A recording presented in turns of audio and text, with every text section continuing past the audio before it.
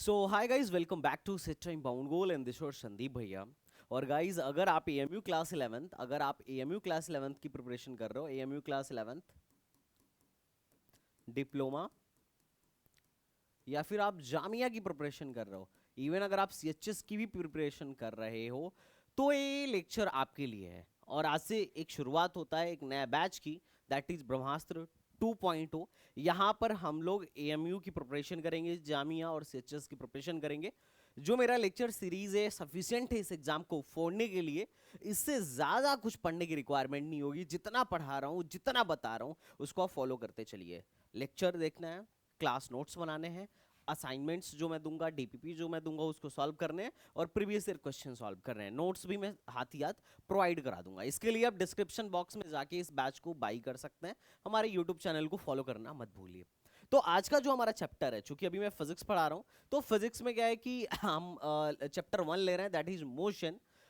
और मोशन हम पढ़ने वाले हैं, मोशन का। और आज इस चैप्टर का जो गोल है, ये समझना है कि भाई साहब मोशन क्या होता है, कितने तरीके के मोशन होते हैं। और मोशन में अब मोशन जैसे क्या है कि मोशन में हम पढ़ेंगे भाई यूनिफॉर्म मोशन क्या है, यूनिफॉर्म मोशन क्या है, नॉन यूनिफॉर्म मोशन क्या है।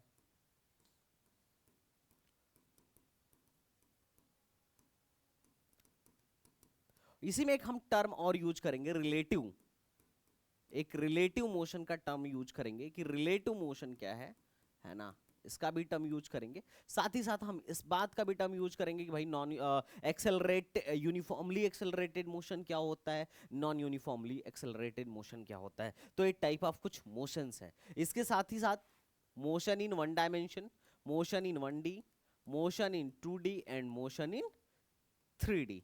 अलग अलग डायमेंशंस के मोशंस को भी हम थोड़ा सा जानने की कोशिश करेंगे। हालांकि हमारे सिलेबस में 11th के लिए जो आपने 9th में पढ़ा होगा, वही आपके 11th एंट्रेंस में आएगा। बहुत ज़्यादा डिटेल की आवश्यकता नहीं होगी। लेकिन अभी जब आप 11th में जाएंगे तो उसको हम और डिटेल में जाके पढ़ेंगे। उसके बाद से मोशन को कुछ टर्म्स डिफाइन करते हैं। जैसे आपने बड़ा सुना होगा डिस्प्लेसमेंट, या फिर डिस्टेंस। अगर डिस्प्लेसमेंट में टाइम से भाग देते तो क्या मिलेगा, वेलोसिटी। डिस्टेंस में टाइम से भाग देते तो क्या मिल जाएगा, स्पीड।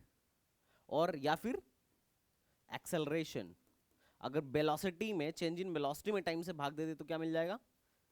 ये सब मैं अभी पढ़ाऊंगा, परेशान नहीं होना है। ये कुछ टर्म्स हैं, ये कुछ टर्म्स हैं। मैं हिंदी में बता देता हूं। मोशन मतलब गति होता है, और हम यहां पे पढ़ेंगे कि गति क्या है, कितने प्रकार की गति होती हैं, और उसके बाद से कौन कौन से हम टर्मिनोलॉजी यूज करते हैं गति में। जैसे कि हमारा हो गया दूरी, विस्थापन, वेलोसिटी मतलब हो गया वेग, स्पीड मतलब चाल, एक्सेलरेशन मतलब त्वरण। तो ये सारी बातों का भी हम डिस्कशन करेंगे, क्योंकि क्वेश्चंस हमारा यहीं से आना है, इन्हीं से आना है। और उसके बाद से equation of motion, equation of motion, गति का समीकरण। आप में से ऑलरेडी सब लोग 9th पढ़ के आए हो, सबको पता होगा। जिसको नहीं भी पता होगा कोई बात नहीं, आपसे सीख लो। अभी हम इसी चैप्टर में पढ़ेंगे कि गति के 3 समीकरण हैं। पहला पढ़ोगे v बराबर u plus a t, v is equal to u plus a t ना, s is equal to u t plus half a t square, और v square is equal to u square plus 2as। और एक nth second में चली गई distance का भी हम फॉर्मूला सीखेंगे। और सवाल वहां से आता है, क्वेश्चंस वहां से आता है। ये बेसिकली इक्वेशन ऑफ मोशन कुछ नहीं है। ये जो तुम टर्म्स बोल रहे हो ना, कि टर्म्स डिफाइन की गई, इन्हीं में रिलेशन एक बनाया गया कि डिस्टेंस, वेलोसिटी और एक्सेलरेशन एक दूसरे से किस तरीके से रिलेटेड है। बात समझ रहे हो। तो इन्हीं जो यही जो 2-3 वेरिएबल्स हैं, वेरिएबल मतलब चर, जैसे कि ये डिस्प्लेसमेंट एक वेरिएबल है, वेलोसिटी एक वेरिएबल है, एक्सेलरेशन एक वेरिएबल है, क्वेश्चन टू क्वेश्चन वेरी करेगा। इन्हीं में जो रिलेशन है वो 3 मुख्य समीकरण द्वारा, 3 मुख्य इक्वेशन द्वारा दर्शाया जाएगा। और उन इक्वेशंस से हमें क्या करना है, क्वेश्चंस को सॉल्व करना है, सिंपल। तो ये है इक्वेशन ऑफ मोशन। फिर उसके बाद से होता है मोशन अंडर ग्रेविटी। मतलब ग्रेविटी के अंदर, अब एक बार हम motion in 1D, one dimensional motion या सरल रेखा, स्ट्रेट लाइन मोशन को समझ गए, तो हम समझेंगे मोशन अंडर ग्रेविटी को। अब मोशन अंडर ग्रेविटी क्या है, जैसे मैं एक बॉल ऊपर फेंक दूं, तो क्या होगा, थोड़ी देर बाद वो बॉल नीचे आ जाएगा। और बेसिक सी बात है, गेंद मैंने ऊपर फेंका, वो अपने आप नीचे आ गया। अब इसके मोशन को, इसकी गति को, इसकी बात को हम लोग क्या करेंगे, अध्ययन करेंगे, स्टडी करेंगे कि ये सपोज दैट आई एम, मैं एक बॉल फेंक रहा हूं, तो ऊपर जब जा रहा है तो नीचे अर्थ क्या कर रहा है, ग्रेविटेशनल फोर्स से इसको खींच रहा है। और बेसिक बात है, और इसी की वजह से उसका स्पीड धीरे धीरे कम होता जा रहा है। एक टाइम के बाद बॉल का स्पीड जो हो जा रहा है, जीरो हो जा रहा है, और फिर उसके बाद से बॉल नीचे गिरना स्टार्ट हो रहा है। तो ये हमारा क्या है, मोशन अंडर ग्रेविटी है। इसी को हम स्टडी करेंगे।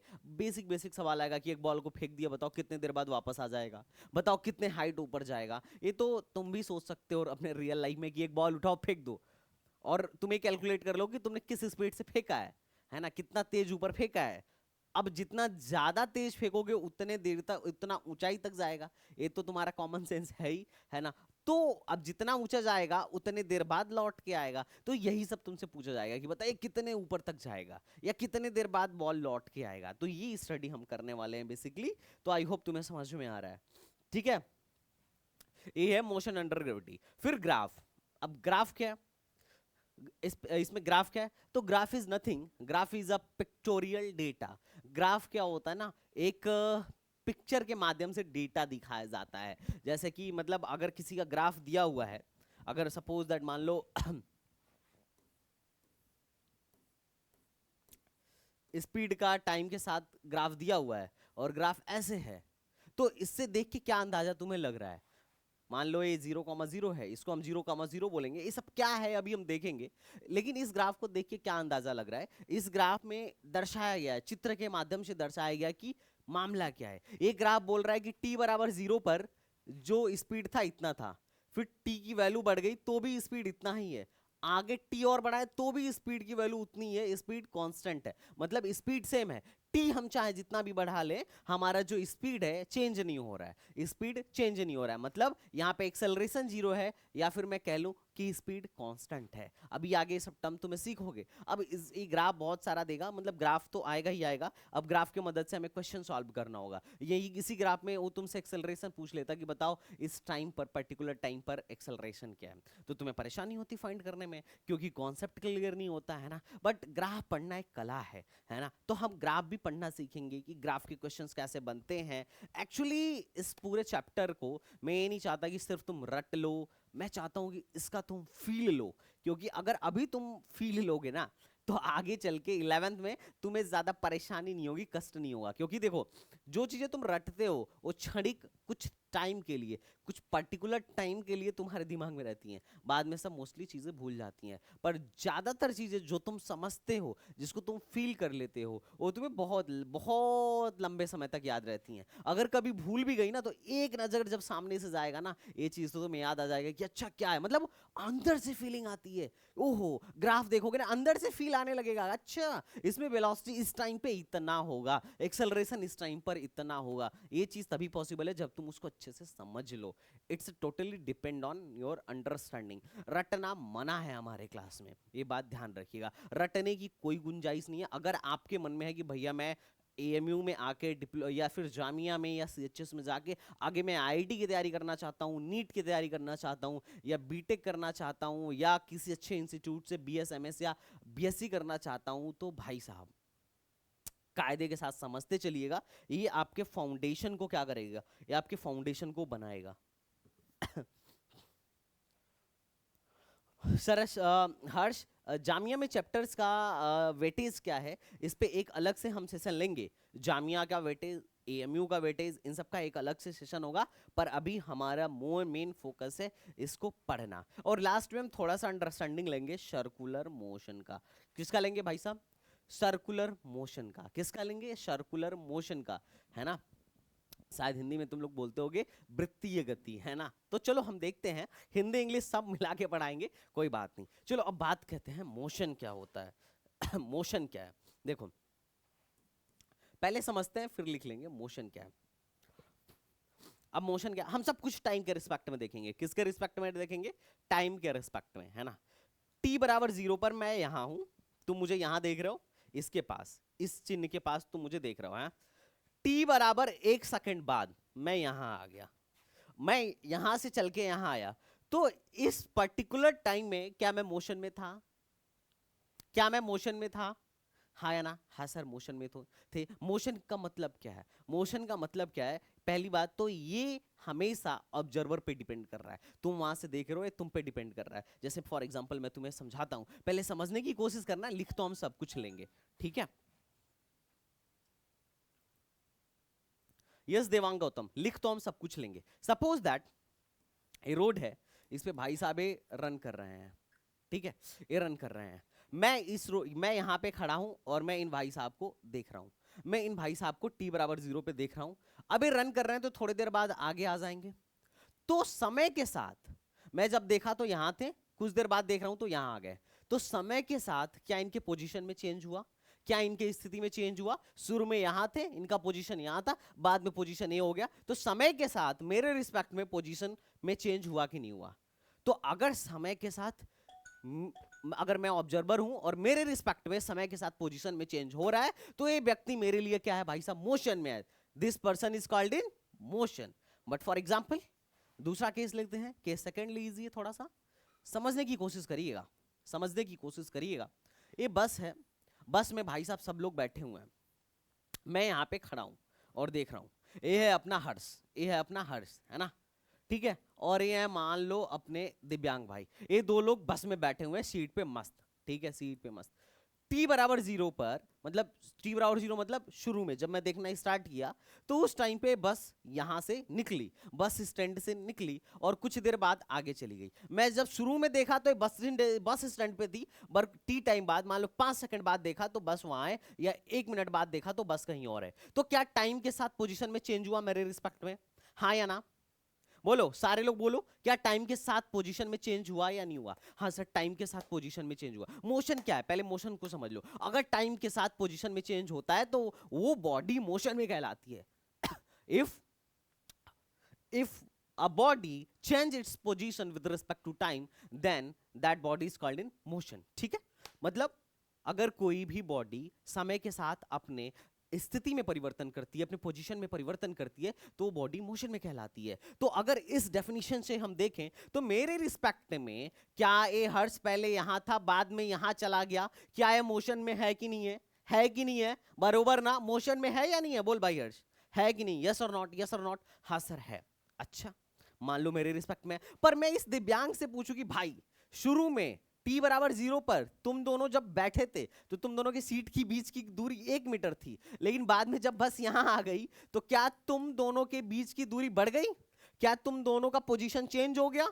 नहीं। मैं पूछूंगा हर्ष तुझसे कितना दूर है, शुरू में बोलेगा 1 मीटर, फिर मैं बोलूंगा कुछ देर बाद कि हर्ष कितनी दूरी पे है, फिर बोलेगा 1 मीटर। तो क्या इसके रिस्पेक्ट में हर्ष का पोजीशन चेंज हुआ है? नहीं। अगर मैं इससे पूछूं कि क्या हर्ष मोशन में है तो ये क्या बोलेगा? ना ना सर, ये तो तब से बैठा हुआ है, शुरू में भी बैठा था, मेरे साथ ही बैठा था और अभी भी बैठा हुआ है, मोशन में कहां है? बात समझ में आ रहा है? तो क्या यहां लोचा है? अरे भाई साहब, मैं कह रहा हूं कि हर्ष मोशन में है, इसके साथ वाला बंदा कह रहा है कि नहीं सर ये मोशन में नहीं है, ये तो बैठा हुआ है।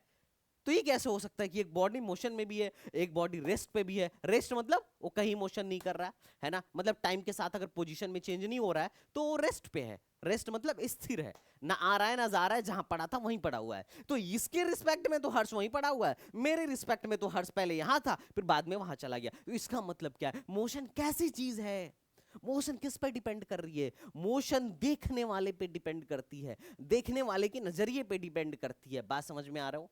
वही व्यक्ति, वही चीज किसी के रिस्पेक्ट में मोशन में हो सकता है और किसी के रिस्पेक्ट में रेस्ट पे हो सकता है। बात समझ रहे हो? It means motion depends on frame of reference. आप किस फ्रेम में आके देख रहे हो, ऑब्जर्वर कौन है, इस पे डिपेंड करता है। तो लिख लो, व्हाट इज मोशन? मोशन क्या है? मोशन क्या है? If a body change it position with respect to time, then that's body is called in motion. लिख दो, लिख लो सारे लोग, लिखो लिखो फटाफट लिखो। If a body changes its position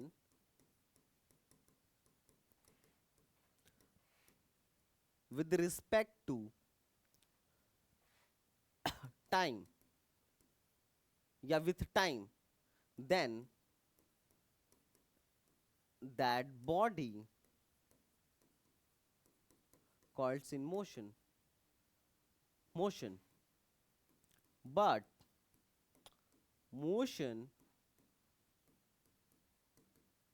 depends on किस पे डिपेंड करता है? देखने वाले पर, ऑब्जर्वर पे। किस पर? यहां पे हर्ष बॉडी था और मैं ऑब्जर्वर था, मैं ऑब्जर्व कर रहा था उसके मोशन को। डिपेंड्स ऑन ऑब्जर्वर और फ्रेम ऑफ रेफरेंस।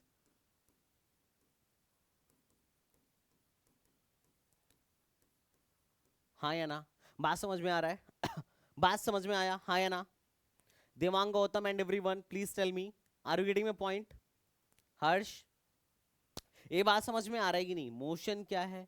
मोशन जो है कैसी चीज है भाई साहब? ये फ्रेम ऑफ रेफरेंस पे डिपेंडेंट चीज है, ये फ्रेम पे डिपेंड करती है। ओके ठीक है। तो मोशन को डिफाइन कौन कौन से टर्म्स में किया जाता है?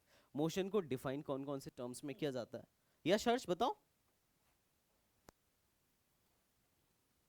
ठीक है, तो मोशन को डिफाइन करने के लिए कुछ टर्म्स बनाए गए जिसके बारे में हमें थोड़ा सा पढ़ना है। ठीक है, अब पहला क्या है? पहला टर्म क्या है? सबसे पहले अगर मैं मोशन में हूं, अगर मैं मोशन में हूं मतलब मैंने चलना शुरू कर दिया। ठीक है, अब ज्यादातर चीजें हम अर्थ के रिस्पेक्ट में देखेंगे, हम मोस्टली चीजें अर्थ के रिस्पेक्ट में देखेंगे। अच्छा, दो चीजें अगर मोशन में आ जाएं तो देखो अगर मैं जैसे एक और एग्जांपल से तुम समझना, मैं यहां पे रेस्ट पे हूं। रेस्ट पर मतलब मेरा वेलोसिटी जीरो है या मेरा स्पीड कह लो जीरो है। ठीक है, एक बंदा है वो 3 मीटर पर सेकेंड से आगे की तरफ भाग रहा है। ठीक, एक और बंदा है वो 1 मीटर पर सेकेंड से आगे की तरफ भाग रहा है। अब अगर मैं देखूंगा ना तो मेरे नजर में इसकी स्पीड 3 होगी, लेकिन इसकी नजर में इसकी स्पीड मात्र और मात्र 2 मीटर पर सेकेंड होगी। अब तुम कहोगे कैसे? अभी मैं आगे जब तुम्हें पढ़ाऊंगा speed and time, speed and velocity, तो तुम्हें अच्छे से समझ में आ जाएगा। ठीक है, बात समझ में आ रहा है कि नहीं? अभी रिलेटिव मोशन का कॉन्सेप्ट आएगा, then I will tell you. यहां पे कुछ हम टर्म्स डिफाइन करने वाले हैं।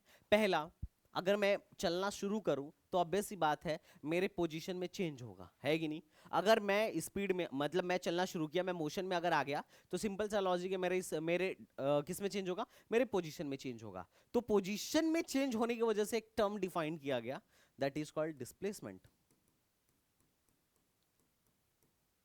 है ना? अच्छा, अब मैं चलूंगा तो ऑब्वियस सी बात है मैं कोई ना कोई दूरी तो तय करूंगा ना। मैं पहले यहां तक, कुछ देर बाद मैं अपने स्कूल पे चला गया, स्कूल चला गया, तो यहां से चल के स्कूल तक गया तो मैं क्या एक डिस्टेंस कवर किया। तो दूसरा टर्म इसको डिफाइन करने के लिए गया डिस्टेंस। ठीक है, डिस्प्लेसमेंट एंड डिस्टेंस।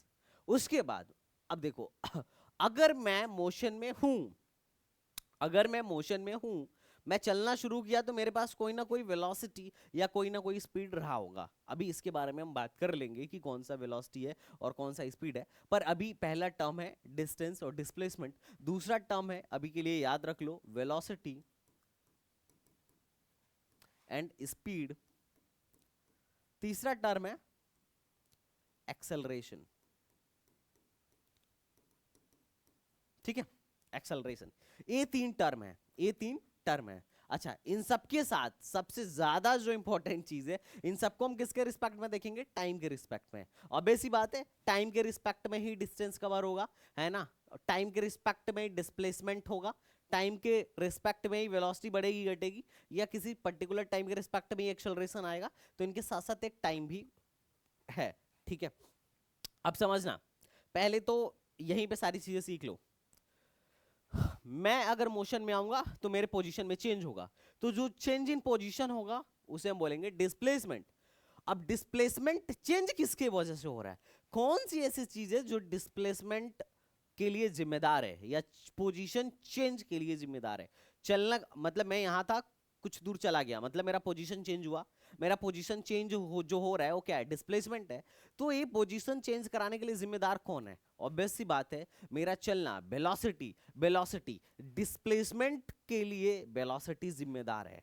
और वेलोसिटी का कई बार इसको, अब देखो, अब एक और बात समझो, जब तुम बाइक या स्कूटर से चलते हो उसमें क्या होता है? एक चीज होता है एक्सेलरेटर, बाइक में एक्सेलरेटर होता है, जब तुम एक्सेलरेटर लेते हो तो क्या होता है, ऑब्वियस सी बात है हमारी वेलोसिटी घटती बढ़ती है ना, और ब्रेक मारते हो तो क्या होता है, वेलोसिटी घटती है। तो एक्सेलरेशन का काम होता है, एक्सेलरेशन का काम होता है वेलोसिटी में चेंज करना। तो वेलोसिटी में चेंज कराने के लिए कौन जिम्मेदार है, वेलोसिटी में चेंज कराने के लिए कौन जिम्मेदार है साहब, एक्सेलरेशन जिम्मेदार है। Acceleration is responsible for change in velocity. बात समझ रहे हो? अच्छा, अगर वेलोसिटी जीरो हो तो इसका मतलब साफ है आदमी जहां है तहीं रहेगा, मतलब रेस्ट पे रहेगा। वेलोसिटी जीरो का मतलब क्या हुआ, रेस्ट पे रहेगा ना। अरे तुम्हारा स्पीड या तुम्हारी वेलोसिटी अगर जीरो हो तो क्या होगा, तुम रेस्ट पे रहोगे कि तुम मोशन में रहोगे? सर हम रेस्ट पे रहेंगे। अब जब हम रेस्ट पे रहेंगे तो क्या कोई पोजीशन में चेंज होगा? नहीं सर। जब हम चल ही नहीं रहे हैं तो पोजीशन में कैसा चेंज, ऑब्वियस सी बात है। बढ़िया, बरोबर, क्लियर हुआ। एक्सेलरेशन क्या है? एक्सेलरेशन है यही जो वेलोसिटी को चेंज कर रहा है। अगर मैं बोलूं एक्सेलरेशन जीरो है, इसका मतलब क्या है, वेलोसिटी चेंज नहीं हो रही है, मतलब वेलोसिटी कांस्टेंट है। अच्छा, एक्सेलरेशन जीरो है, इसका मतलब ये हुआ क्या कि हम चल नहीं रहे हैं? नहीं नहीं, इसका मतलब ये नहीं हुआ। इसका मतलब ये हुआ कि हम चल रहे हैं लेकिन कांस्टेंट वेलोसिटी के साथ चल रहे हैं। Are you getting my point? एकदम बड़ा सिंपल सा लॉजिक है। तो चलो हम एक एक का डेफिनेशन लिखते हैं, एक एक को समझते हैं। पहला लिखते हैं डिस्प्लेसमेंट। हर्ष सब समझ में आ रहा है कि नहीं? Harsh, are you getting my point? Okay, what is displacement? Displacement is nothing. Displacement is nothing. Displacement is the minimum distance between final position and initial position. Displacement, देखो अगर मोशन में आओगे तो क्या होगा, तुम चलना स्टार्ट करोगे। Suppose that this is the person, ये एक व्यक्ति है, t बराबर 0 पे चलना स्टार्ट किया, कुछ देर बाद कहाँ चला गया, पहले यहाँ गया, पहले यहाँ से यहाँ गया, फिर उसके बाद से यहाँ चला गया। तो बोला जाता है कि डिस्प्लेसमेंट क्या है, तो displacement is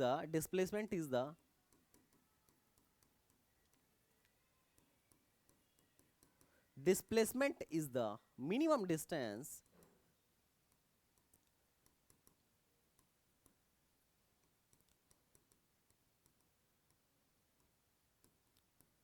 between initial point and final point. Displacement क्या है साहब? डिस्प्लेसमेंट जो है इनिशियल पॉइंट और फाइनल पॉइंट के बीच का मिनिमम डिस्टेंस है। मतलब बंदा हमारा यहां पे था, बंदा हमारा यहां पे था, हाँ या ना, कुछ देर बाद फाइनली यहां पे पहुंच गया, तो ये फाइनल पॉइंट है, ये फाइनल पोजीशन है, ये फाइनल पोजीशन है, और ये इनिशियल पोजीशन है, इनिशियल पोजीशन है। इनके बीच का मिनिमम डिस्टेंस कौन सा है, मिनिमम लेंथ कौन सा है? क्या ये पूरा का पूरा लेंथ मिनिमम है? नहीं। मिनिमम लेंथ अगर मुझे फाइंड करना होगा तो बड़ा सिंपल सा ज्योमेट्री है, मैं इस पॉइंट से इस पॉइंट को मिला दूंगा, यही रास्ता सबसे मिनिमम वाला होगा। मैं बोलूं कि इस बंदे और इस बंदे के बीच में कौन सा रास्ता सबसे शॉर्टेस्ट है, सबसे छोटा रास्ता कौन सा है, वही डिस्प्लेसमेंट होगा। तो ये रास्ता जो है सबसे छोटा है, यही डिस्प्लेसमेंट होगा। और डिस्प्लेसमेंट ध्यान रखना एक वेक्टर क्वांटिटी है।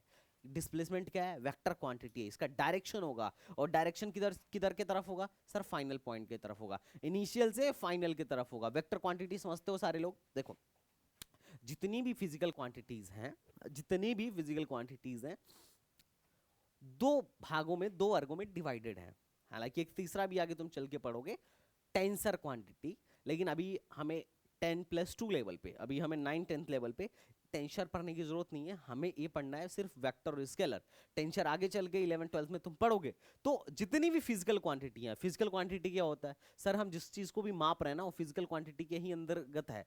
जिस चीज को मेजर किया जा सकता है, जिस क्वांटिटी को मेजर किया जा सकता है, वो फिजिकल क्वांटिटी है। Are you getting my point? जैसे डिस्प्लेसमेंट मेजर करते हैं, डिस्टेंस मीटर में मेजर करते हैं, मास किलोग्राम में मेजर करते हैं, ये सब के सब क्या है, ये सब के सब क्या है? एक फिजिकल क्वांटिटी है। तो फिजिकल क्वांटिटी एक छोटा सा यहां पे गैप बना के लिख लो कि फिजिकल क्वांटिटी दो तरीके की होती हैं।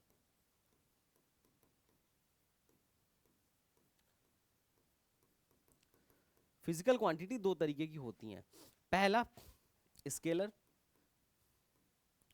और दूसरा वेक्टर। अब देखो स्केलर क्वांटिटीज कौन सी हैं? स्केलर क्वांटिटी वह क्वांटिटीज हैं जिसमें सिर्फ और सिर्फ क्या होता है, मैग्नीट्यूड होता है। मतलब जिनको दर्शाने के लिए किसी प्रकार के दिशा की आवश्यकता नहीं है, वो स्केलर क्वांटिटी है। इसमें सिर्फ और सिर्फ क्या होगा, स्केलर में सिर्फ और सिर्फ क्या होगा भाई साहब, स्केलर में सिर्फ और सिर्फ मैग्नीट्यूड होगा। क्या होगा, मैग्नीट्यूड होगा। और वेक्टर में डायरेक्शन भी होगा, डायरेक्शन भी होगा और मैग्नीट्यूड भी होगा। तो आज से याद रखना, हम जब भी वेक्टर क्वांटिटीज लिखेंगे हमेशा डायरेक्शन के साथ लिखेंगे, और जब भी स्केलर क्वांटिटी लिखेंगे हम उसको सिर्फ और सिर्फ मैग्नीट्यूड के साथ लिखेंगे। जैसे अगर मुझे आलू को मापना है, आलू एक फिजिकल क्वांटिटी है, हाँ सर, मतलब आलू में क्या होता है, मास है, मास एक फिजिकल क्वांटिटी है, हाँ सर। अब अगर मुझे उसको मापना है तो मैं किस में मापूंगा, केजी में मापूंगा। तो मैं किसी डायरेक्शन में खड़े होकर मापूंगा क्या, डायरेक्शन से आलू का या मास का क्या लेना देना साहब, कोई लेना देना नहीं है कि नहीं। लेकिन अगर मुझे किसी और चीज को मापना हो, जैसे मान लो मैं स्टेशन पे उतरा और मुझे अपने मित्र के घर जाना है, मेरा मित्र बोल दे कि भाई साहब मेरा घर स्टेशन से 1 किलोमीटर दूर है, तो क्या मैं उसके घर पहुंच जाऊंगा, ऑब्वियसली नहीं। लेकिन अगर वो मुझे ये बताए कि मेरा घर स्टेशन से पूरब की दिशा में 1 किलोमीटर दूर है, तो मैं वहां पहुंच जाऊंगा। क्यों, क्योंकि मुझे 1 किलोमीटर मैग्नीट्यूड भी पता है और डायरेक्शन भी पता है। तो जो वेक्टर क्वांटिटीज हैं, मतलब जो जैसे डिस्प्लेसमेंट हो गया, फोर्स हो गया, ये सारी चीजें, इलेक्ट्रिक फील्ड, मैग्नेटिक जो फील्ड वाली क्वांटिटीज हैं, ये सारी की सारी क्या हैं, वेक्टर क्वांटिटीज हैं। तो वेक्टर क्वांटिटीज को दर्शाने के लिए आपको मैग्नीट्यूड और डायरेक्शन दोनों देना पड़ेगा, है कि नहीं। लेकिन स्केलर क्वांटिटी के लिए सिर्फ और सिर्फ डायरेक्शन की रिक्वायरमेंट है, there is no requirement of magnitude, sorry, scalar के लिए सिर्फ और सिर्फ मैग्नीट्यूड की आवश्यकता है, उनके लिए डायरेक्शन का कोई मोल नहीं है। अरे में पॉइंट गाइस, समझ में आ रहा है कि नहीं आ रहा है, कुछ समझ रहा हो तो ये भी लिख लेना कि वेक्टर क्वांटिटी क्या होता है, स्केलर क्वांटिटी क्या होता है, ठीक है।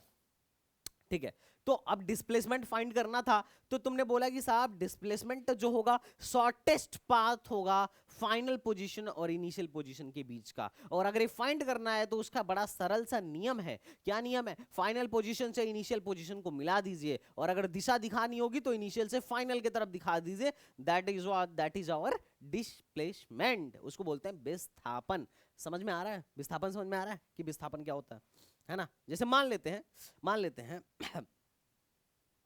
मैं पॉइंट ए से चलना शुरू किया, पॉइंट ए से 3 मीटर आगे की तरफ गया, ठीक है, पॉइंट बी पे, उसके बाद से 4 मीटर इधर गया पॉइंट सी पर।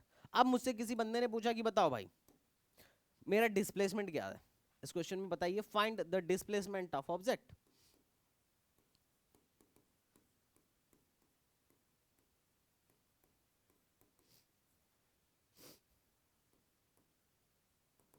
अब ऑब्जेक्ट का डिस्प्लेसमेंट कैसे फाइंड करिएगा, तो बड़ा सिंपल सा तरीका है। डिस्प्लेसमेंट अगर फाइंड करना है तो उसका नियम ये कहता है कि भाई साहब फाइनल पोजीशन से डिस्प्लेसमेंट का मतलब ही होता है, फाइनल पोजीशन क्या है, सी है, इनिशियल पोजीशन क्या है, ए है, तो displacement means shortest distance between final position to initial position. मतलब फाइनल से आप पोजीशन, फाइनल पोजीशन और इनिशियल पोजीशन को मिला दीजिए और देख लीजिए इसकी लंबाई क्या है, क्योंकि यही वाला डिस्टेंस शॉर्टेस्ट है। तो सबको पाइथागोरस थ्योरम आता होगा। ये अगर मैं देखूं पाइथागोरस का, तो this is base and this is height, this is perpendicular, और ये क्या हो जाएगा, hypotenuse. Hypotenuse is equal to क्या होता है, अंडर रूट बेस का स्क्वायर प्लस हाइट का स्क्वायर, है कि नहीं, हाँ या ना, बढ़िया। अब कैसे करोगे, ये 3 है और ये 4 है, तो ऑब्वियस ही बात है, वैसे तो पाइथागोरस ट्रिक में आता है, वो तो तुम लोग को याद रखना चाहिए, लेकिन अभी मैं करके दिखा देता हूं। तो दैट इज 9 + 16, 16 9 25, 25 का रूट हो जाएगा 5, दिस इज 5, तो this is what, displacement. R में पॉइंट, है ना। अच्छा, इसी बहाने थोड़ा सा बात कर लेते हैं डिस्टेंस का, इसी बहाने थोड़ा सा डिस्टेंस का बात कर लेते हैं।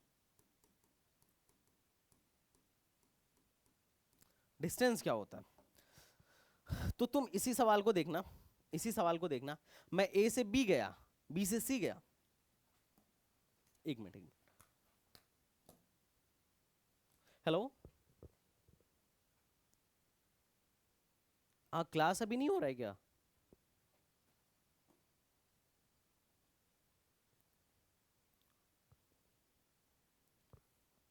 अभी मैं क्लास में हूँ, क्लास के बाद कॉल करता हूँ, ओके? बिल्कुल। वेट, मैं क्लास के बाद कॉल करता हूँ आपको। ठीक है। हाँ हाँ, क्लास ऑब्वियसली डेली होगा, है ना?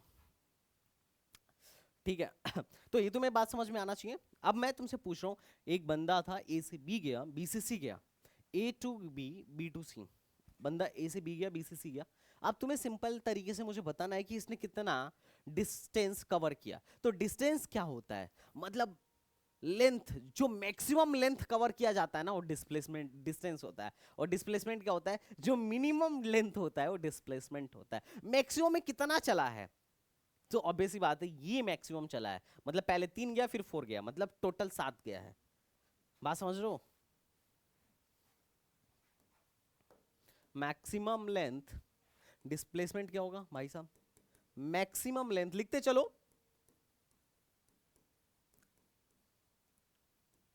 Covered by the body in motion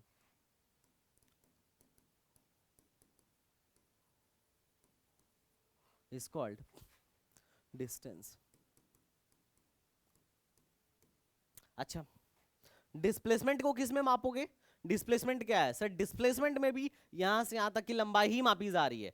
तो लंबाई को किस में मापते हैं? मीटर में, किलोमीटर में। तो एसआई यूनिट की बात करें, यूनिट समझते हो ना? SI system, CGS system, MKS system, इसका मैं लेक्चर लूंगा, है ना? तो उसको हम अच्छे से और पढ़ लेंगे। लेकिन अभी के लिए तुम ये समझ लो कि unit of distance will, SI unit of distance will be क्या? मीटर। और डिस्प्लेसमेंट का भी एसआई यूनिट मीटर ही होगा। अच्छा, एक एग्जाम्पल तुम्हारे सामने मैं पेश करता हूं। This is example for you कि यह एक सर्कल है। क्या भाई साहब? यह एक सर्कल है। दिख रहा है तुम्हें? हाँ साहब, दिख रहा है।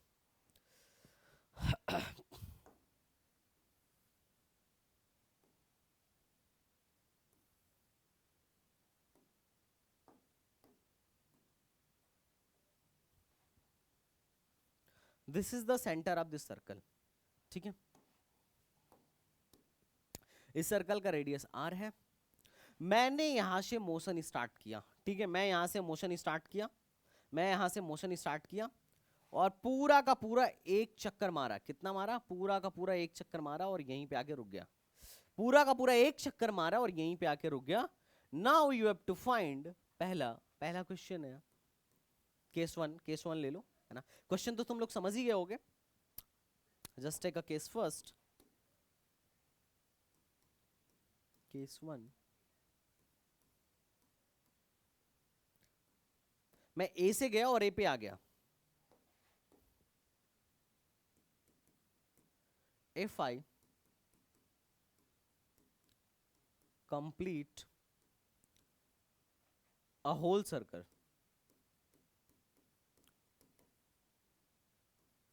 then find distance and displacement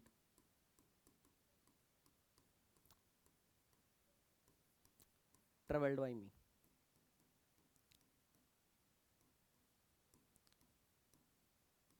Hindi में बोलूं तो अगर मैं पूरा एक सर्कल लगा दूं तो मेरे द्वारा डिस्टेंस और डिस्प्लेसमेंट टोटल कितना कवर किया गया। तो सिंपल सा लॉजिक है ना? इसमें कोई रॉकेट साइंस वाला नहीं है। ठीक है, तो चलिए बताइए इसका सॉल्यूशन क्या होना चाहिए, आप अपने बुद्धि से बताइए। मैं ए पर था, तो मेरा इनिशियल पोजीशन क्या हुआ? ए।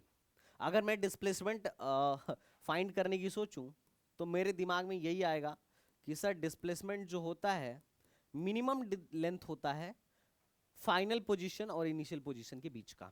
ठीक, तो बताना मेरा इनिशियल पोजीशन क्या है? डिस्प्लेसमेंट अगर लिखना भी होगा तो मैं यही लिखूंगा, फाइनल फॉर्मूला ही यही है, final position minus initial position.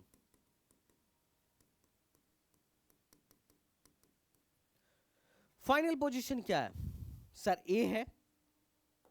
Final position क्योंकि मैं जब लौट के आया तो ए पे ही आया, फाइनल पोजीशन ए है, इनिशियल पोजीशन भी है, इन दोनों के बीच की दूरी क्या है, 0।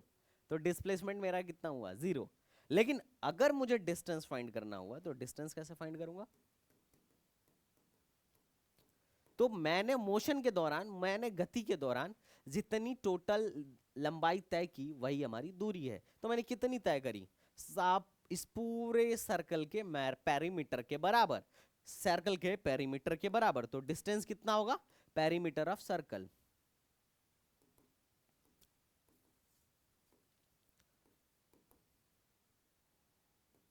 मतलब इस सर्कल का जो पेरीमीटर होगा यही टोटल डिस्टेंस होगा। तो इसका जो पेरीफेरी है कितना है भाई साहब? सर्कल का पेरीमीटर कितना होता है? फॉर्मूला लिखिए फटाक से। एग्जैक्टली हर्ष का आंसर भी आ गया, दैट इज 2πr। जिन लोगों को सर्कल के बारे में नहीं पता, मैं बता दूं, ये जो सर्कल है अगर इसका रेडियस r है तो इसका डायमीटर जो होगा, अगर यहां से यहां तक की दूरी r है तो ये भी r होगा, और इस पूरे डिस्टेंस को हम बोलते हैं 2r। क्या बोलते हैं? 2r। बात समझ रहे हो? अब इस 2r में अगर तुम पाई से मल्टीप्लाई कर दोगे, ठीक है, तो ये पूरा का पूरा जो होगा पेरीमीटर बन जाएगा। और पाई का तुम्हें पता है पाई को ढूंढा कैसे गया? पाई को लेके कैसे आया गया? मतलब पाई सबसे पहले कैसे पता चला कि मतलब ये एक कांस्टेंट है, पाई कांस्टेंट है, दैट इज 22/7। इसकी जो वैल्यू होती है पाई इज इक्वल टू जो होती है 22/22/7 होती है। ठीक है, ये आया कैसे? इसके पीछे की बड़ी रोचक कहानी है, मैं तुम्हें जरूर सुनाना चाहूंगा। ठीक है, इसके पाई के बारे में थोड़ा समझो, पाई कैसे आया था। पाई इज इक्वल टू होता है, पाई इज इक्वल टू होता है 22/7। तो हुआ क्या था समझना। सबने कुआं देखा है क्या? पाई के पीछे की थोड़ी स्टोरी समझते हैं। सबने कुआं देखा है? कुआं, वेल, कुआं देखा है? पहले के लोग जिसमें से पानी भरते थे। अरे अभी भी गांव में कुआं होता है यार, तुम लोगों ने कुआं नहीं देखा क्या? देखा है कुआं? अच्छा, अब देखो मान लो एक कुआं है, सपोज दैट एक कुआं है।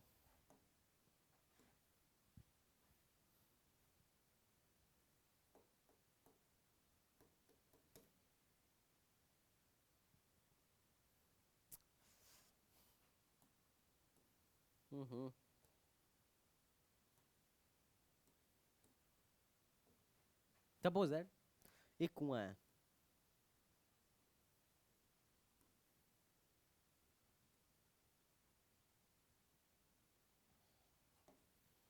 कुआं में एक चीज तुमने देखा होगा,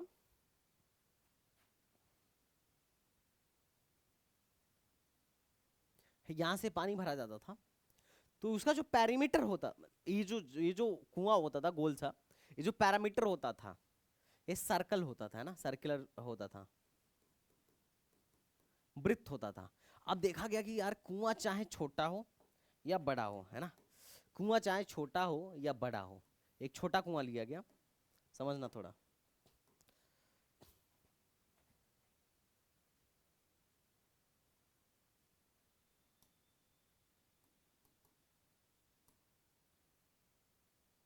ठीक है, एक छोटा कुआं लिया जाए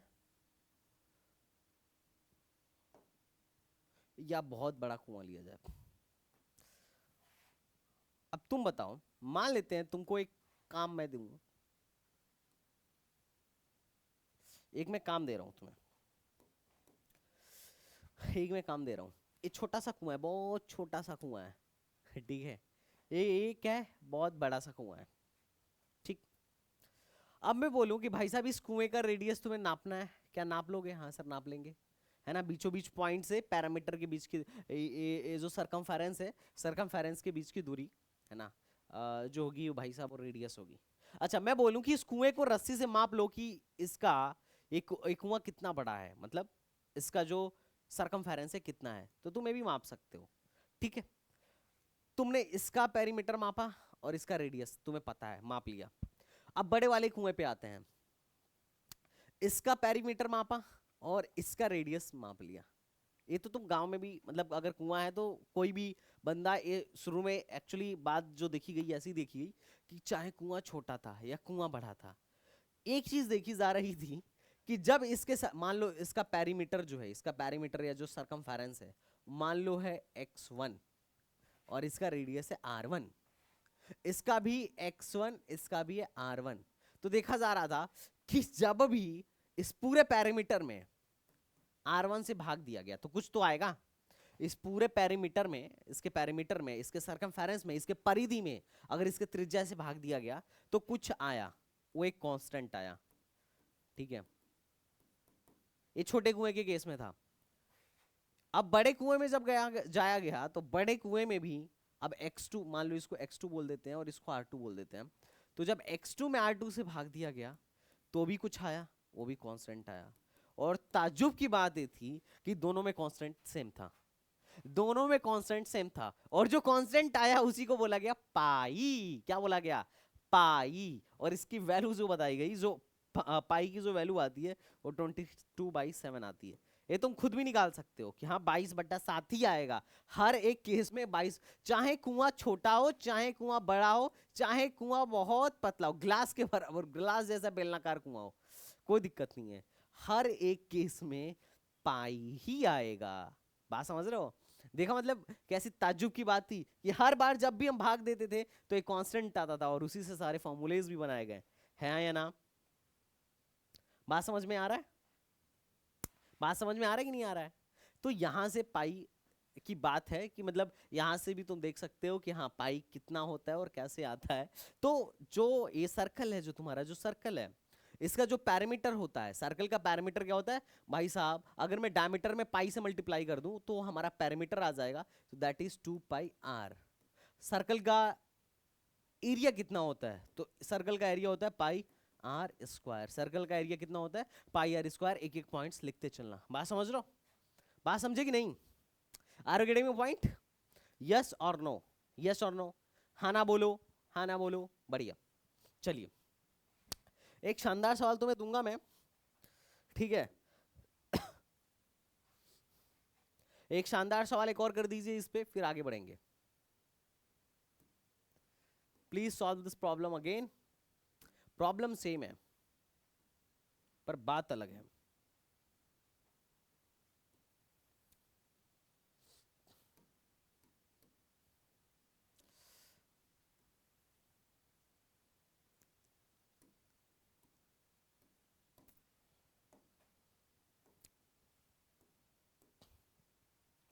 दिस इज अ सेंटर, इसको बोल दे 0,0। ठीक है, अब हुआ क्या, मैं यहां पर था, मैं चलना शुरू किया, थोड़ी देर बाद मैं यहां आ गया। कहां आ गया? यहां पर। तुम्हें फाइंड करना है, फाइंड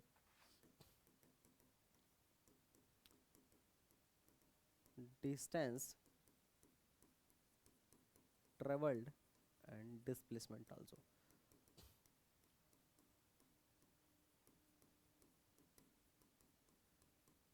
इसमें आपको डिस्टेंस और डिस्प्लेसमेंट बतानी है। क्या कोई रॉकेट साइंस वाला सवाल है? Is it a rocket science? क्या तुम इसे बता सकते हो? नहीं। देखो दोस्त, इसकी जो वैल्यू होती है 22/7 की जो वैल्यू होती है 3.14 नहीं होती है। पाई एक इरेशनल नंबर है और 3.14 एक रेशनल नंबर है। लेकिन हम कैलकुलेशन के लिए पाई की वैल्यू तो अनंत तक चलती है भाई, बहुत लंबी लिख सकते हो तुम, पर हम कैलकुलेशन पर्पस से इसको 3.14 लेते हैं। ये मत कहना पाई की वैल्यू 3.14 होती है ना, हम कैलकुलेशन पर्पस से 3.14 लेते हैं, होती नहीं है। तुम सोचो एक रेशनल नंबर एक इरेशनल नंबर के बराबर कैसे हो सकता है कि नहीं? ये जो 22/7 है, हम इसको लेते हैं, है ना?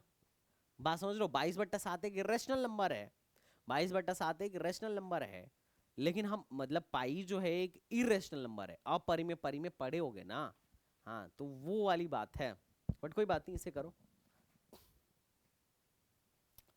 हम कैलकुलेशन पर्पज से इसकी वैल्यू लेते हैं 22/7 या 3.14। ठीक है,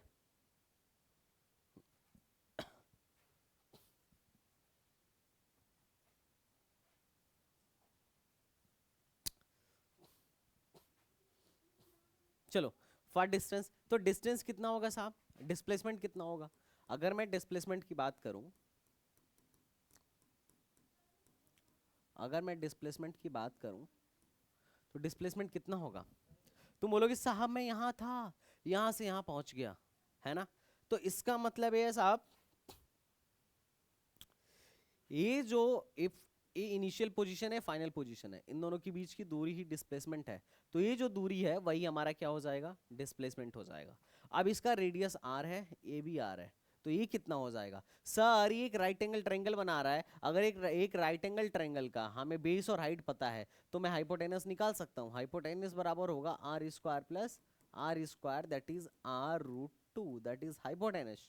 एम आई राइट और रॉन्ग? हाँ सर, डिस्प्लेसमेंट आ गया आर रूट टू। अगर इसी तरीके से मुझे डिस्टेंस निकालना होता तो डिस्टेंस तो कुछ ही नहीं है सर, हमारा डिस्टेंस जो है that is distance, that is distance. तो how to find the distance?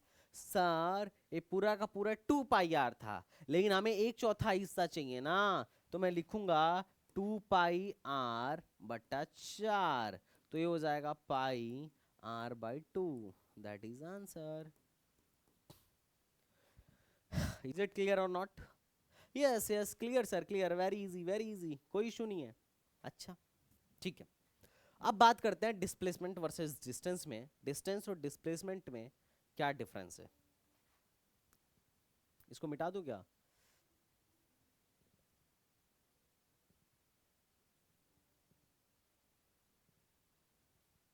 चलिए,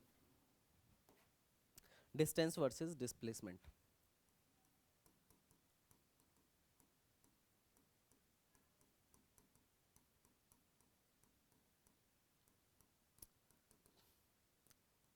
कुछ बातें कर लेते हैं, इनमें डिफरेंस क्या है। पहला, अगर मैं क्वांटिटी के हिसाब से बात करूं, ठीक है, तो मैं लिखते चलता हूं। डिस्प्लेसमेंट जो है, displacement is a vector quantity. Displacement एक वेक्टर क्वांटिटी होता है। दूसरा, डिस्टेंस स्केलर क्वांटिटी होगा। पहली बात, मतलब इसके लिए भी पहला है। क्वांटिटी के हिसाब से बात करो तो सबको पता है डिस्प्लेसमेंट में डायरेक्शन होती है, डिस्टेंस में कोई डायरेक्शन नहीं होती है। बढ़िया, बढ़िया या नहीं? बढ़िया या नहीं? हाँ या ना? हाँ या ना? हाँ सर बढ़िया, ठीक है। दूसरा, एक बात ध्यान रखना, जैसे मैं ए से बी जाऊं, समझना, अगर मैं ए से बी जाऊं और ए से बी की बीच की ए से बी के बीच की दूरी 3 मीटर है, तो तुम इस केस में डिस्प्लेसमेंट थोड़ा बताना और डिस्टेंस बताना। इस केस में डिस्प्लेसमेंट कितना होगा और इस केस में डिस्टेंस कितना होगा, फटाफट बताओ।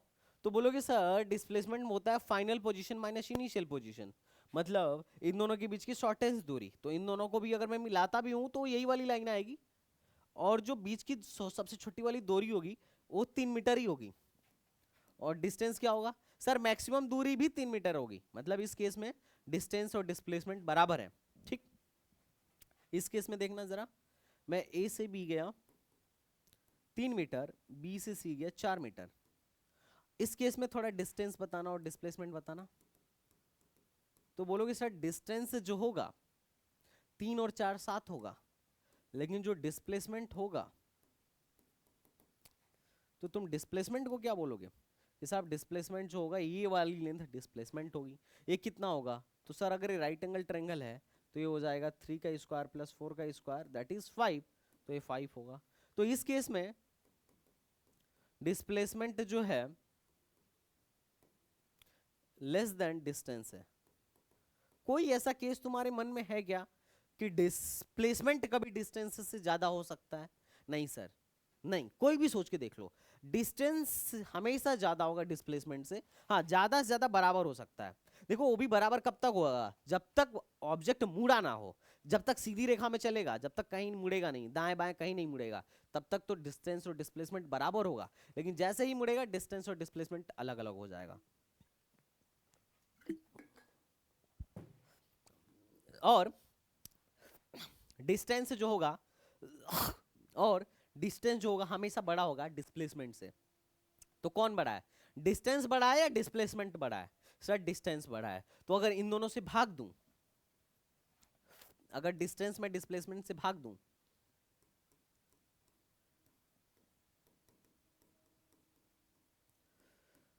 तो एक से बड़ा आएगा या छोटा आएगा? सर एक से बड़ा आएगा या छोटा आएगा? ऊपर वाली संख्या बड़ी है, नीचे वाली संख्या छोटी है। बड़ी संख्या में छोटी संख्या से भाग दो, 3 में 2 से भाग दो, 3 बड़ा है 2 छोटा है, तो एक से ज्यादा आएगा या एक से कम आएगा? सर एक से ज्यादा आएगा। तो डिस्टेंस पर डिस्प्लेसमेंट का रेशियो जो होगा हमेशा एक से ज्यादा होगा। बराबर भी हो सकता है, बराबर भी हो सकता है कब? जब डिस्टेंस और डिस्प्लेसमेंट बराबर हो जाए तो बराबर भी हो सकता है। जैसे इस केस में डिस्टेंस और डिस्प्लेसमेंट का रेशियो 1 आएगा, लेकिन इस केस में डिस्टेंस और डिस्प्लेसमेंट का रेशियो कितना आएगा? 7/5 कितना होगा? बोलो, 5 कम 5 1.4 होगा। है ना, है कि नहीं?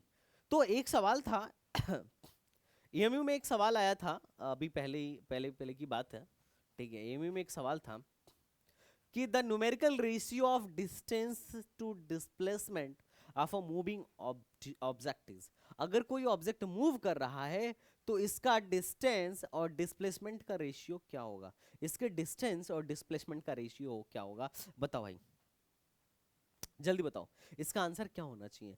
तो सर डिस्टेंस और डिस्प्लेसमेंट का रेशियो, डिस्टेंस बड़ा है उसका रेशियो डिस्प्लेसमेंट के साथ, मतलब distance upon distance displacement. Ratio का मतलब क्या होता है?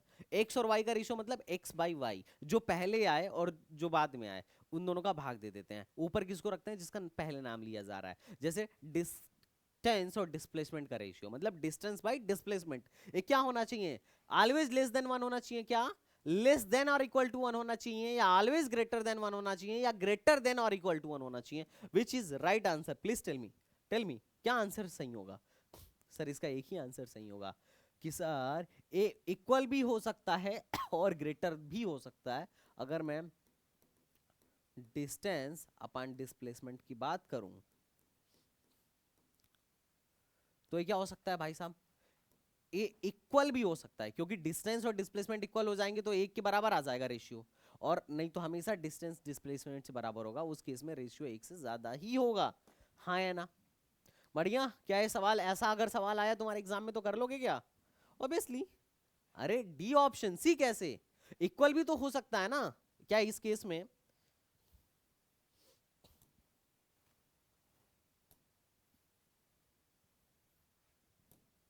क्या इस केस में डिस्टेंस और डिस्प्लेसमेंट का रेशियो इक्वल नहीं हो रहा था? हाँ सर इक्वल हो रहा था। तो तुम ये नहीं कह सकते कि सिर्फ हमेशा बड़ा ही होगा, इक्वल भी हो सकता है, बराबर भी हो सकता है, पर छोटा नहीं हो सकता। ठीक है, चलिए लिख लीजिए, इस बात को भी लिख लीजिए, लिख लीजिए, ये पॉइंट लिख लीजिए, लिख लीजिए। क्या लिखिएगा?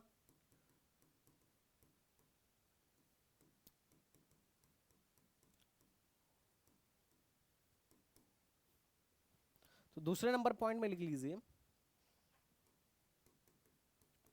डिस्टेंस इज ऑलवेज ऑलवेज क्या कहते हैं? ग्रेटर और इज इक्वल टू डिस्प्लेसमेंट, है ना? ठीक है, तीसरा पॉइंट क्या लिख लीजिए? तीसरा पॉइंट लिख लीजिए, अच्छा, डिस्टेंस कभी जीरो नहीं हो सकता है। डिस्टेंस कभी जीरो नहीं हो सकता है। जैसे अगर मैं एक सर्कल में चलूं, यहां से चलना स्टार्ट करूं और लौट के यहीं आ जाऊं, तो इस केस में डिस्प्लेसमेंट जीरो हो सकता है। मतलब मैं लिख सकता हूं कि डिस्प्लेसमेंट में बी जीरो ये पॉजिटिव भी हो सकता है और निगेटिव भी हो सकता है। बट पॉजिटिव निगेटिव कैसे हो सकता है अभी बताऊंगा। But distance can't be zero, ये कभी जीरो नहीं हो सकता है, पॉजिटिव नहीं हो सकता है, sorry can't be zero, comma negative. Positive ही हमेशा होगा, दूरी कभी निगेटिव नहीं होती है। डिस्प्लेसमेंट निगेटिव हो सकता है। बात समझ में आ रहा है? ये जीरो अगर तुम्हारी गाड़ी एक बार चल दी तो चाहे तुम लौट के आओ या पीछे जाओ, भाई साहब तुम हमेशा डिस्टेंस ट्रेवल करोगे, पॉजिटिव डिस्टेंस। लेकिन डिस्प्लेसमेंट निगेटिव हो सकता है। जैसे तुम यहाँ थे, तुम आगे गए और लौट के पीछे भी आ गए, तो डिस्प्लेसमेंट क्या हुआ? निगेटिव में हुआ है या नहीं? क्यों? क्योंकि डिस्प्लेसमेंट कैसी है? वेक्टर क्वांटिटी है। वेक्टर क्वांटिटी पॉजिटिव हो सकता है, निगेटिव हो सकता है, कुछ भी हो सकता है। स्केलर कहाँ निगेटिव होगा? तुमने ऐसा कभी सुना है क्या कि 5 किलो आलू निगेटिव, निगेटिव 5 किलो आलू? नहीं ना। चलिए, तो ये कुछ बातें थी जो आपको याद रखनी थी डिस्टेंस और डिस्प्लेसमेंट के केस में।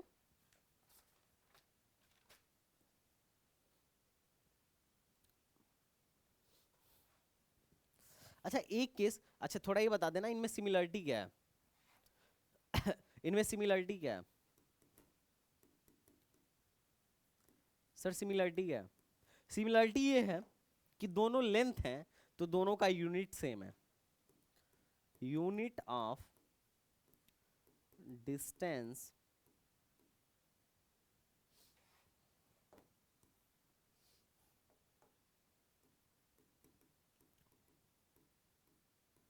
And displacement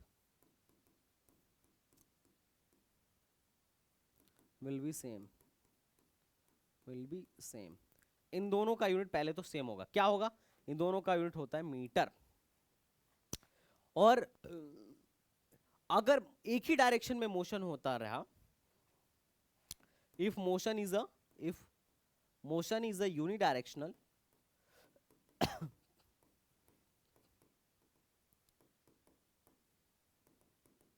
if motion is a unidirectional, अगर एक ही डायरेक्शन में मोशन हो रहा हो, देन क्या हो सकता है? जैसे ए से बी तक गया, एक ही डायरेक्शन में गया ना, कहीं चेंज तो नहीं हुआ डायरेक्शन में। तो इस केस में डिस्टेंस एंड डिस्प्लेसमेंट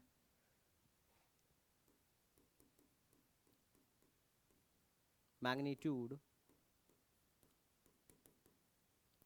में भी इक्वल। इस केस में इनका मैग्नीट्यूड हो सकता है इक्वल। अगर यूनिडायरेक्शनल मोशन हो तो इस केस में इन दोनों का मैग्नीट्यूड इक्वल हो सकता है। डायरेक्शन तो है ही नहीं है डिस्टेंस में, है कि नहीं? कितने लोग को बात समझ में आ गया? Are you getting my point और नॉट? मजा आया कि नहीं आया? क्या डिस्टेंस डिस्प्लेसमेंट का मामला समझ में आया? तो आगे बढ़ते हैं आगे के टॉपिक पे, दैट इज अपना स्पीड एंड वेलोसिटी। अच्छा एक सवाल और है जो मैं तुमसे करवाना चाहता हूं, ठीक है? तुम कर लो एक सवाल फाइनल, ठीक है? एक फाइनल सवाल कर लो, उसके बाद से इसको मैं कल कंटिन्यू करूंगा। आज मैंने थोड़ा सा कम ही पढ़ाया क्योंकि आज तुम लोग का पहला लेक्चर था, है ना? बट आगे से रेडी रहना।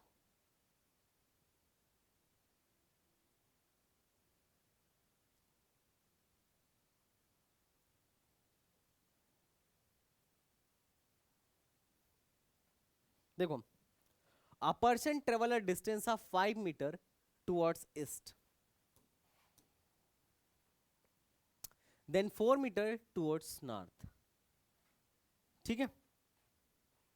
then 4 meter towards north, then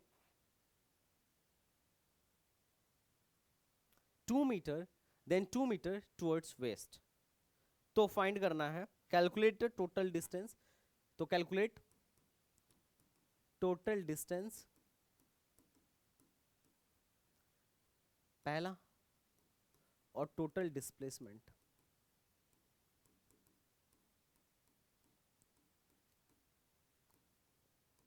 आप कैलकुलेट करिए, इन दोनों को कैलकुलेट करिए, टोटल डिस्टेंस और टोटल डिस्प्लेसमेंट को कैलकुलेट करिए। डायरेक्शन का मैं तुम्हें दिशा दे देता हूं, आगे यही यूज करना है तुम्हें, ठीक है? हम जो चारों दिशाएं हैं, ईस्ट वेस्ट नॉर्थ साउथ, उनको इसी पे हम दर्शाएंगे। इधर चला जाएगा, अगर इधर यहां से तुम इधर जाओगे तो इसको माना जाएगा कि तुम वेस्ट में जा रहे हो, सॉरी ईस्ट में जा रहे हो, पूरब में जा रहे हो। अगर ऊपर चढ़ोगे तो उसको माना जाएगा तुम नॉर्थ में चल रहे हो। किस में चल रहे हो?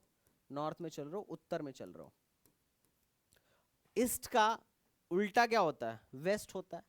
तो पश्चिम होता है, तो अगर इधर जाने पर पूरब है तो इधर जाने पर क्या होगा? वेस्ट होगा, पश्चिम होगा।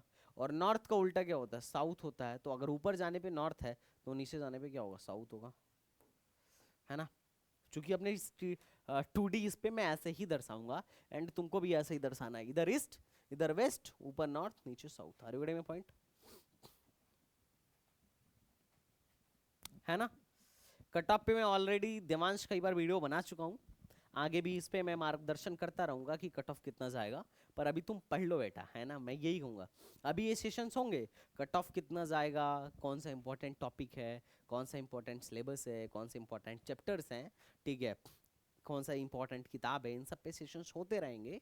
बट अभी पढ़ रहे हो, पढ़ो, है ना। उस पे अलग से लेक्चर लूंगा। इसमें क्यों अपना टाइम जाया कर रहे हो मेरे दोस्त, है कि नहीं?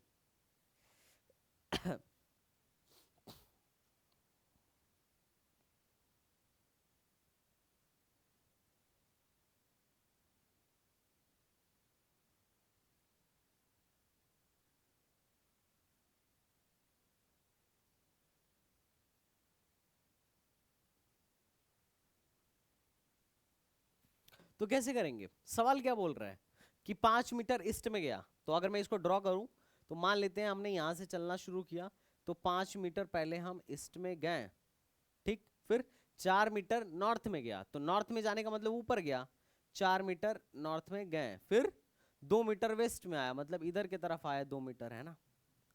तो हमसे पूछा जाए, अगर डिस्टेंस पूछा जाए, तो डिस्टेंस कुछ नहीं, 5 4 9 और 2 11, तो डिस्टेंस तो 11 मीटर हो गया। डिस्प्लेसमेंट क्या होगा सर? फाइनल पोजीशन और इनिशियल पोजीशन को मिला दीजिए, ये हमारा डिस्प्लेसमेंट होगा। अब देखो, अगर मैं यहाँ से इसको मार्क कर दूं, ये 2 है, ये पूरा 5 था, ये 2 है, तो ज्योमेट्री के हिसाब से 3 मीटर होगा। ज्योमेट्री आनी चाहिए अपने को। ये 4 है तो ये भी 4 होगा। मुझे क्या पता करना है सर? ये पता करना है। मुझे क्या पता करना है साहब? ए वाली लाइन पता करनी है, ए वाली डिस्टेंस पता करनी है। तो इस ट्रेंगल को अगर मैं देखूं, तो यहाँ से यहाँ तक 3 और यहाँ से यहाँ तक 4 है, ये राइट एंगल ट्रेंगल है, तो ये कितना होगा? 5। This is 5 answer. ज्योमेट्री तो बेसिक आनी ही चाहिए अपने को, है ना। अपने को बेसिक ज्योमेट्री आनी चाहिए। तो ये डिस्टेंस और डिस्प्लेसमेंट का बात था, जो कि पूरा हुआ। आगे हम पढ़ने वाले हैं, आगे के लेक्चर्स में हम पढ़ने वाले हैं। आगे के लेक्चर्स में सारे लोग ध्यान पूर्वक सुने। कल के लेक्चर में हम पढ़ने वाले हैं स्पीड और वेलोसिटी, और उसके कल ही हम ये भी पढ़ लेंगे एक्सेलरेशन। देखो 4 लेक्चर लगेंगे, 4 क्लास लगेगा, और एक क्लास में न्यूमेरिकल होगा, 5 क्लास लगेगा। ये चैप्टर डन, ये चैप्टर तुम्हारा डन हो जाएगा, और बहुत अच्छे से डन होगा। इतने अच्छे से डन होगा कि तुमसे क्वेश्चन बचेगा ही नहीं। क्वेश्चन तुम जबरदस्त तरीके से लगाओगे, है ना। तुम्हारा 2 से 3 बार मैं फिजिक्स रिवाइज करा दूंगा तुम्हारे एग्जाम आने से पहले पहले, और साथ में मैथ्स भी कराएंगे। अभी तो आज सिर्फ फिजिक्स का हुआ है, थोड़ा रिदम बनने दो, ज़्यादा से ज़्यादा बच्चों को जोड़ो, ज़्यादा से ज़्यादा बच्चों को जोड़ने दो, दबा के क्लासेस चलेंगी और दबा के पढ़ाई होगा। तुमसे किताब बच नहीं सकता है, चाहे तुम दुनिया का कोई भी किताब लगाओ, 10+2 लेवल का जो एमयू के लिए रिकमेंडेड हो, एक भी सवाल नहीं बचेगा, 100% सवाल लगेगा। बात समझ में आ रही है guys? Are you getting my point? Okay. तो गाइस, तुम लोग को सेशन कैसा लगा? अच्छा लगा या नहीं लगा? कुछ सीखे, समझे, मजा आया या नहीं आया? बताओ भाई। आप लोग भी कमेंट बॉक्स में जरूर बताइएगा। तो चलो गाइज, मिलते हैं नेक्स्ट वीडियो में। नेक्स्ट क्लास के लिए रेडी हो जाओ।